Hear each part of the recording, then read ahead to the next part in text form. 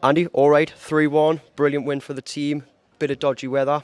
How do you feel it went though? Yeah, apart from being soaked, we're all good. Yeah, we had a difficult 10-minute spell just after we came back out when we had the little break because of the weather, but we managed to get over it and 3 points, so we're happy with that. Bridget's goal at the end was fantastic. Fergie's cross was brilliant, just set her up nicely, but yeah, we just had to see the game out those last 10 minutes. We made a couple of tactical substitutions. Players don't like it, but I think they appreciate that you're coming on for 2, 3, 4, 5 minutes of seeing the game out, and we're getting 3 points for Newcastle United, which is what we're all about. Right, hello everybody. We are joined by goal scoring machine. These goals that you keep scoring, Bridget, are these just custom to you now? I like to score a goal every game, so keeping the record going so far. And how many is that now? Is that 5 in 3 games? Yeah. Yeah, it's just absolutely banging goals in left, right, and centre. And what's your aim? Do you have any personal aims this season, like numbers in mind that you want to try and get?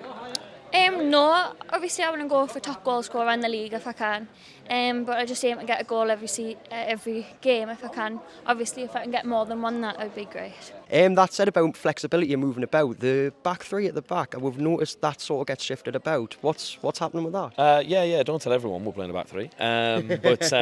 So it's one of those where we feel like we want to be quite flexible in possession. So we have a shape that we want to work from, but if Liv Watt plays the ball inside, we're happy for it to overlap, and then like Hannah Greenwood might drop in, or Leash Body might drop in, which then we can afford to push Nom or Jodie if she's on that side out to the wing. So we wanted to be flexible in possession, but really the shape is a defensive shape. So we just want to make sure that we're in good positions when we lose the ball in order to try and pick it up from the press, and in order to make sure that we can then drive forward. And as you've seen in the first half, I think we got quite a few opportunities from our press and the way that we were set up. So the shape's more to do defensively. In possession, we just want to get the ball down and play. And a lot of the players the first few weeks I was here were saying don't worry about formations, we're just going to play football, which they enjoyed, but then they've got to make sure they do the defensive work as well.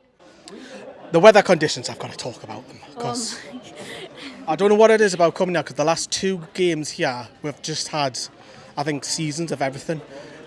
Did you look at the weather and day and thought, oh, it's nice today, it's nice and warm, good sunshine, and then literally an hour into the game, I don't know what happened here, but there was like thunder, lightning, torrential rain. What was running through your mind when that was happening? I don't really know. Obviously I looked at the weather this morning and seen that it was going to be 20 odd degrees. It was nice and hot, and then all of a sudden heavens opened.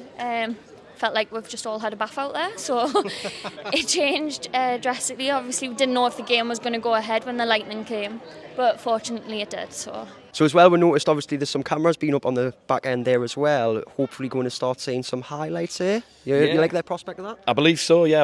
We're one of them. Myself and Bex, obviously, we're focusing on the pitch pretty much all week, and the infrastructure behind the team. Sue and Mark and everybody, they deal with all the off the field stuff. But I believe it'll be a little highlights package. I think there might be some streaming involved and things like that. So things are moving forward and progressing, and we just hope that that it's one of them. And rather than people thinking I'll just watch it on that, they'll actually think, actually I want to come to Kingston Park and I want to come and watch us play. And then obviously when we're playing at St James's again, if we can get those 22, 23, 28,000 and more in the ground, it'll be fantastic. So we're hoping that it's going to promote attendances and bring people in, because as you've seen, some of the football, especially in that first half, was really good. So we just want to build on that. We're still early into what we're doing, and there's a lot more to come from the squad, and I think they realise that, and they've seen it. They've been 3 good tough games, but we just want to kick on now. At that stage we were 2-0 up, cruising. Did you feel that the break kind of kick-start Stoke into a little bit of belief because they got a goal back fairly quickly after? Yeah, I think that plays a factor in it. Just need to be switched on, more like even for them little breaks in the game. And then of course you popped up with your custom goal as per usual. Killed the game off. I felt 3-1, and if you look at overall the start of the season, Bridget, it's like 3 wins from 3, 2 in the league, and obviously progressed in the League Cup as well. I mean, what more can you ask so far at the start of the season? It's been a great start.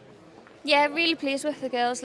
Great start of the season in the Cup and the League. So if we just keep it going forward for the rest of the season, we should be on top form. Promotion? Promotion, definitely. That's it. Thank you very much, Bridget. Thank you.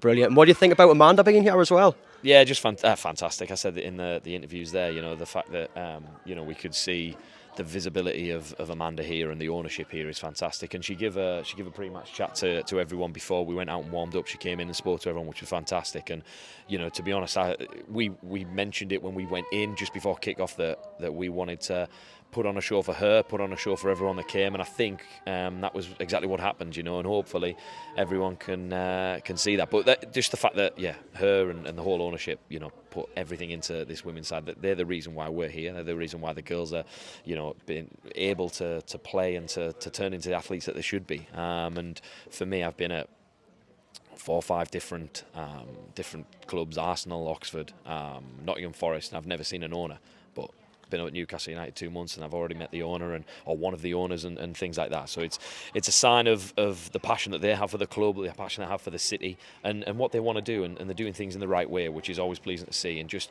when you spend any time with them, you just see their love for Newcastle United, and they want the best, whether it be the men's side, whether it be the women's side. They want the best for Newcastle United, and as I would imagine for the fans, for me as a coach at the moment, I couldn't ask for any more. So as a fan, it must be unbelievable.